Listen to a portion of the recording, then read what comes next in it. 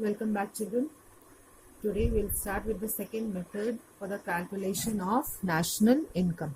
Second method for the calculation of national income.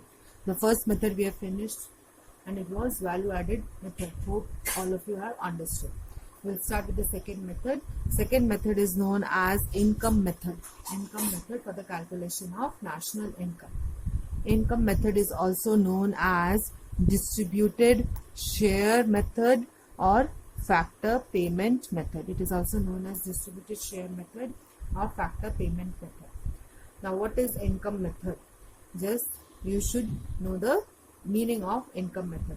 According to this method, national income is estimated in terms of factor payments. What are the factor payments? Compensation of employees, rent, interest and profit. We all know what were factor payments when we have done circular flow of income.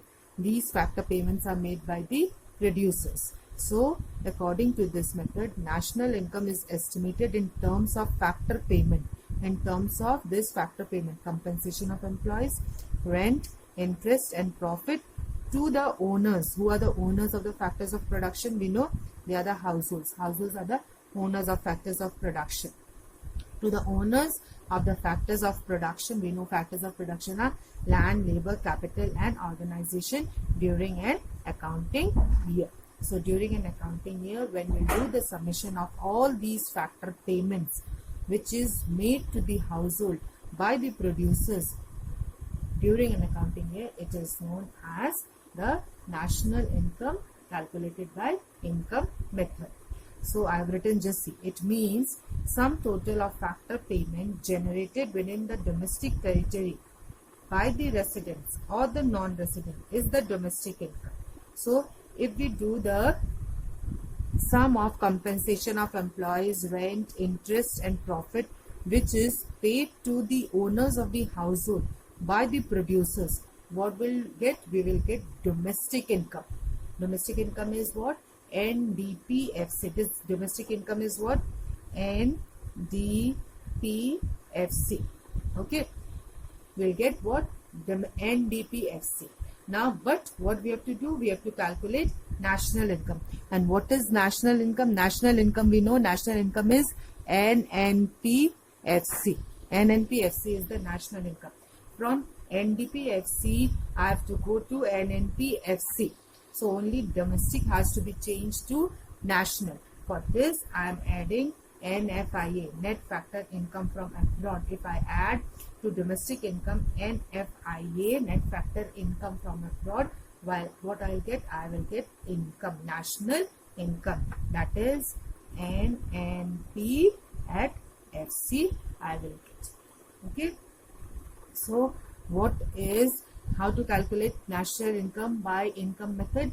It is the sum total of the factor income. It is the sum total of the factor income generated within the domestic territory. Factor income is compensation of employees, rent, interest and profit which is generated within the domestic territory by the residents or the non-residents during an accounting year.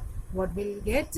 Domestic income. And to convert domestic income to the national income, we have to get, what will get? This one is the national income, NNPFC. Now, but we need to do the classification of the types of factor income. How to calculate NDPFC? NDPFC has to be calculated. How to calculate NDPFC? To calculate NDPFC, we have to do the classification or types of factor income. So first we have to learn what are the types or what are the classification of factor income. Okay. Okay, so now classification or types of factor income. What are factor income? We have already learned factor income are those income which is generated or which is earned by a person as a reward for rendering his services, for his factor services. That was factor income. Factor income is the reward which is earned by the household, by the producers for giving the services to the producer sector. That was factor income which we have learned. But now we will learn the classification or types of factor income. So the first type is compensation of employees. Compensation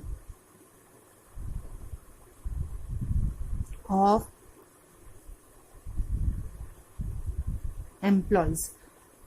Now, under compensation of employees, it can be divided into 4 parts. The first one is wages and salaries paid in cash. Wages and salaries which is paid by the employer to the employee in cash. Next is wages and salaries paid in kind. Many times the employer pays wages and salaries in kind rather than in cash, such as rent-free accommodation to the employees as an example. Okay, the second part is wages and salaries paid in kind. Third is employers contribution to social security schemes. It means, take for example, the amount of the money which is paid by the employer to the employee in the provident fund. It comes in social security scheme. It is employer's contribution to social security schemes. Many times in the numerical you will get employees contribution to social security scheme. Do not take employees contribution. Always take employer's contribution to social security scheme. And the last one is pension on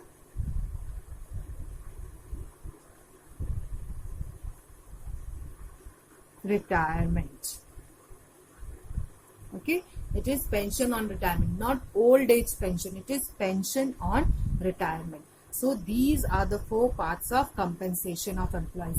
In the numerical, they can give you either compensation of employees or they will give you these 4 parts. If both are given to you, 4 parts are also given to you and compensation of employees also given to you, you will take only compensation of employees. And suppose if 4 parts are given and compensation of employees not given, add these 4 parts and make it as compensation of employees.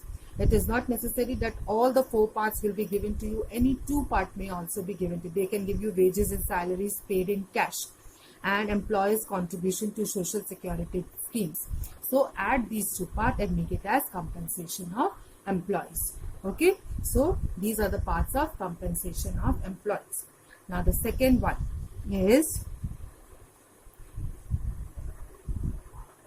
operating surplus. Okay, operating surplus.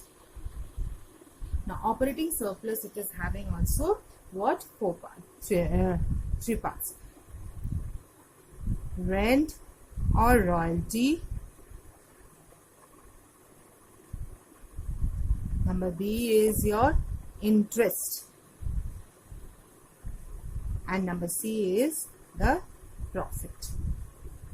These are the parts of operating surplus. Rent, the household, they give the land. So in return of land, what they get? They get rent. Okay. Interest for the capital and profit for the organization or entrepreneurship. Okay. And royalty, all of you know the meaning of royalty. Okay. So these are the 3 parts of the operating surplus. Now, again, if operating surplus is given to you and the 3 parts, all 3 parts are also given to you, you will take operating surplus. And if only these 3 parts are given to you, add these 3 parts and make it operating surplus. It is not necessary, again, these 3 parts will be given to you, any 2 parts will be given to you, and you will add it and make it as operating surplus. Okay. Now, one more thing, the profit is again divided into 3 parts.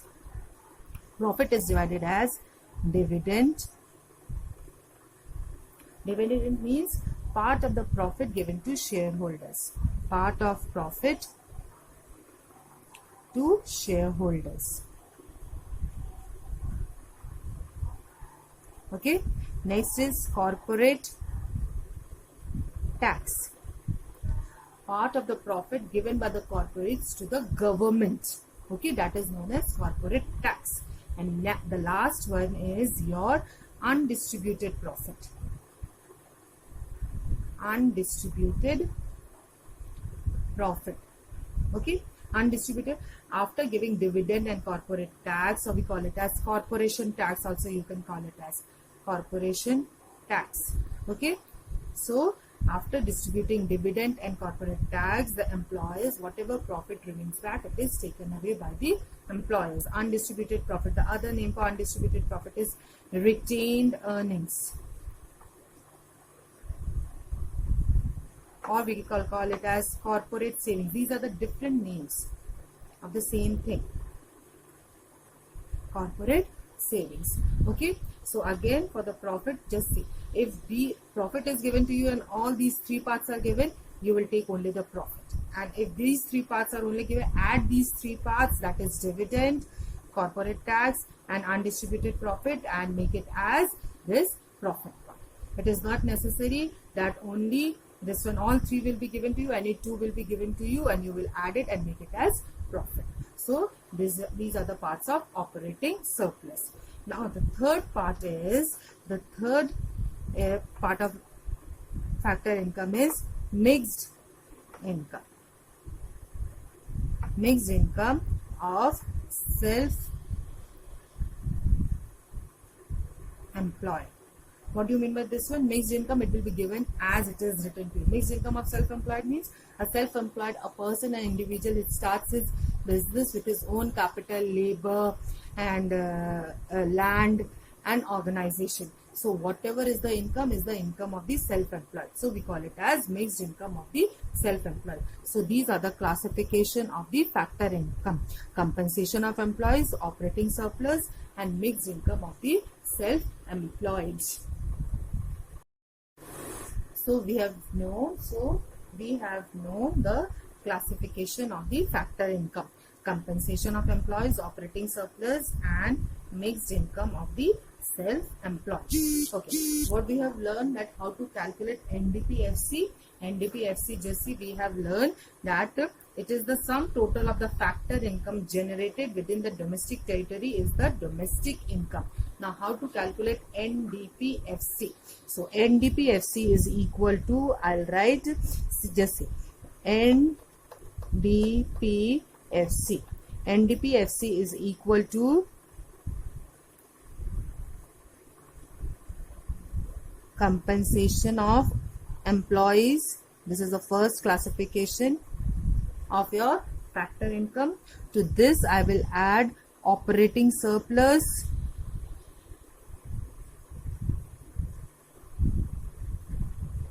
to this I will add mixed income.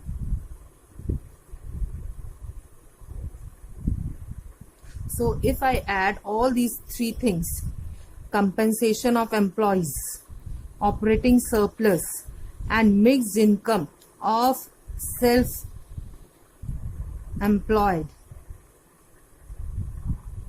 what I am getting? I am getting NDPFC. Okay, how to get? In income method, we'll straightforward what we'll get. We'll get NDPFC. It is known as domestic income. Okay, this is domestic income. Now from domestic income, I have to calculate what? I have to calculate my national income. This domestic income, I have to calculate national income. And NPFC. We know the three basic concepts.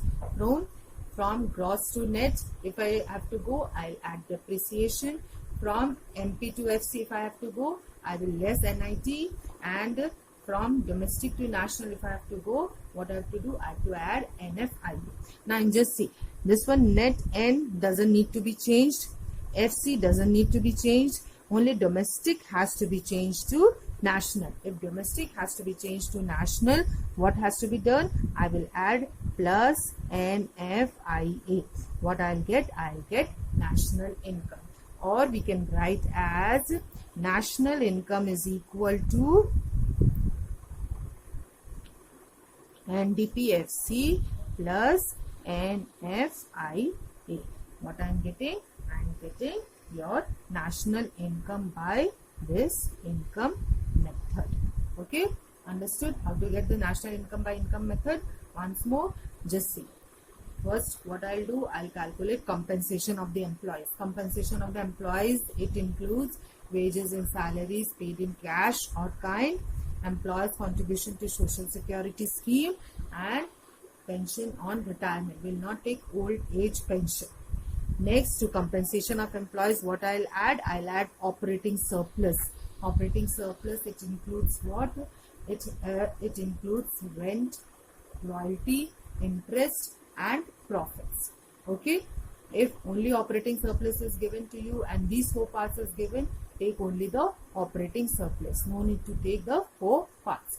If operating surplus is not given and the 4 parts are there, add the 4 parts and make it as operating surplus. And to operating surplus, what I'll add? I'll add mixed income of self-employed.